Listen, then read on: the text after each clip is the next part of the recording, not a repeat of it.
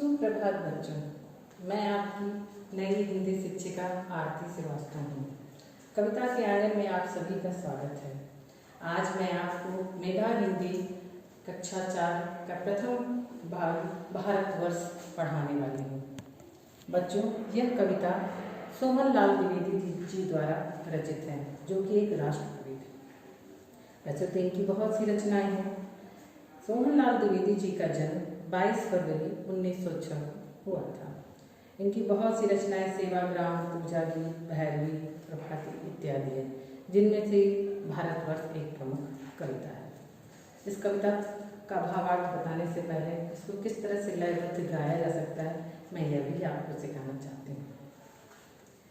यह भारतवर्ष हमारा है, हमको प्राणों से प्यारा है। यह भारतवर्ष हमारा है, हमको प्राणों से प्यारा है।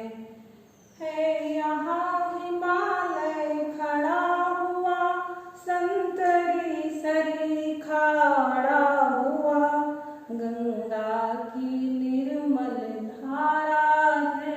यह भारतवर्ष हमारा है।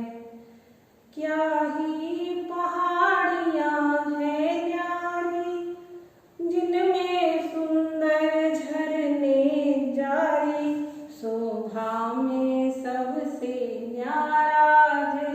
यह भारतवर्ष हमारा है। तन मन धन प्राण चढ़ाएंगे, हम इसका मान बढ़ाएंगे। जग का सौभाग्य सितारा है। यह भारतवर्ष हमारा है। यह भारतवर्ष हमारा है, हमको प्राणों से प्यारा है। तो कैसी लगी बच्चों आपको ये कविता? इस कविता को आप भी इसी तरह से कंठस्थ अवश्य करिएगा। अब मैं इस कविता का भावार्थ आपको बताती हूँ पंक्तिबद्ध तरीके से। यह भारतवर्ष हमारा है, हमको प्राणों से क्या प्यारा है। कवि सोहन लाल द्विवेदी जी कहते हैं कि यह भारतवर्ष, यह देश हम सभी का है और हमको अपने प्राणों से भी ज़्यादा अपना यह देश पसंद है, प्यारा है। हमको अपने प्राणों से बढ़ के भी अपने देश से प्रेम है, लगाव है। यहाँ हिमालय खड़ा हुआ, संतरी सरीखा अड़ा हुआ। संतरी का अर्थ होता है पहरेदार, चौकीदार। जैसे कि आप देखते हैं ना, हमारे स्कूल के बाहर गार्ड भैया लग खड़े रहते हैं, किसी को अंदर प्रवेश नहीं करने देते। ठीक उसी तरह हमारा यह हिमालय पर्वत हमारे देश के लिए दुश्मनों से रक्षा करता है। जैसे आपने देखा होगा, चाइना भारत पे बार बार अटैक करता रहता है, बार बार आक्रमण करता है, तो हमारे पड़ोसी देशों से यह हमारी हमेशा चौकीदार की तरह, पहरेदार की तरह हमेशा रक्षा करता है। गंगा की निर्मल धारा है, यह भारतवर्ष हमारा।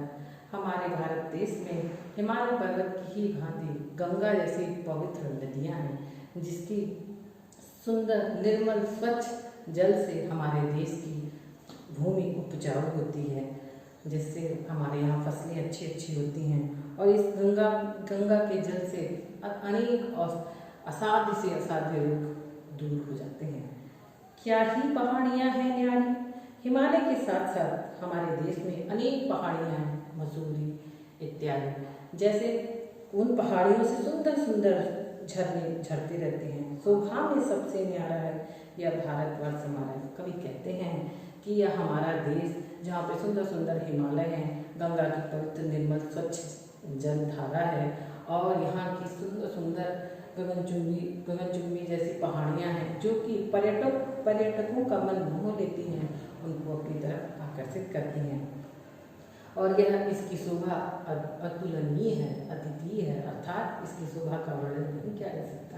हमारा देश का प्राकृतिक सौंदर्य अत्यंत मनोहर है, अत्यंत मनोरम है। तन मन धन प्राण चढ़ाएंगे। कवि कहते हैं हम अपने देश के लिए अगर आवश्यकता पड़ी, अगर जरूरत आन पड़ी, तो हम भी अपने देश के लिए अपना तन अर्थात अपना शरीर, अपना मन अवश्य चढ़ाएंगे। जैसे आप सभी जानते हैं, हमारे देश की आज़ादी के लिए हमारे अमर शहीदों ने अपने प्राणों की आहुति दे दी। राष्ट्र के हित के लिए, राष्ट्र के निर्माण के लिए बहुत से लोगों ने अपना योगदान दिया। ठीक उन्हीं की भांति अगर आवश्यकता पड़ी तो हम भी अपना सर्वस्व योगदान करेंगे। जग का सौभाग्य सितारा है, यह भारत वर्ष हमारा है। कवि कहते हैं कि यह सौभाग्य है, हम सभी के लिए यह सौभाग्य का अवसर होगा कि यदि हमें भी आवश्यकता पड़ी तो हम भी अपने देश के लिए अपने प्राणों की आहुति देंगे।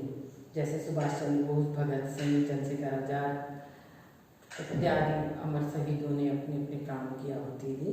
तो कवि का मानना है कि हम अपने देश का मान आन और अपनी मातृभूमि की शान बढ़ाने के लिए अपने जीवन का भी बलिदान अवश्य करेंगे। यह भारतवर्ष हमारा है। कवि कहते हैं कि यह हमारा देश है। जैसा कि आप सभी जानते हैं, इस समय कोरोना एक महामारी के रूप में फैला हुआ है हमारे देश में।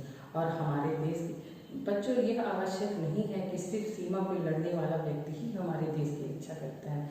वो तो करते ही करते हैं हमारे सैनिक, जाबाज सैनिक, जो हम जिनकी वजह से आज हम सुरक्षित अपने घरों में हैं।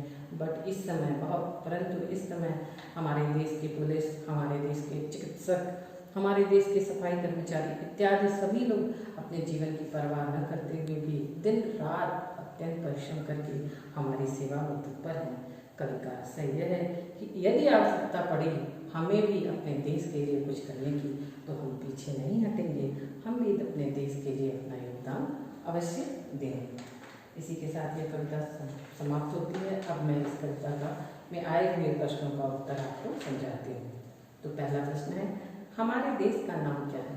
आप सभी जानते हैं हमारे देश का नाम भारत है। हम किसका मान बढ़ाएंगे? कवि इस कविता में किसका मान बढ़ाना चाह रहे हैं? कवि अपने देश का मान बढ़ाना चाह रहे हैं कि हम कुछ ऐसा करें, हम अपने राष्ट्र के हित के लिए, अपने राष्ट्र के निर्माण के लिए कुछ ऐसा कार्य करें जिससे हमारे देश का नाम हो, हमारे देश का गौरव, हमारा देश गौरवान्वित हो। हमको प्राणों से प्यारा है, यह वाक्य किसके लिए है? यह वाक्य हमारे देश के लिए आया, अर्थात भारतवर्ष के लिए आया है। कौन कौन सा पर्वत हमारे देश के लिए पहरेदार का काम कर रहा है? कौन सा पर्वत? हिमालय पर्वत। हिमालय पर्वत हमारे देश के लिए संतरी यानी पहरेदार का कार्य करता है। हम अपने देश का मान बढ़ाने के लिए क्या करेंगे? हम अपने देश का मान बढ़ाने के लिए अपना तन मन न्यौछावर करेंगे। कवि कहते हैं यदि आवश्यकता पड़ी तो हम अपने देश का मान बढ़ाने के लिए अपना तन मन अर्पित करेंगे। बच्चों, इसी के साथ ये कविता समाप्त होती है। मुझे उम्मीद है कि आप सभी को ये कविता अच्छे से समझ में आई होगी। इस कविता को आप सभी कंठस्थ अवश्य करें। धन्यवाद।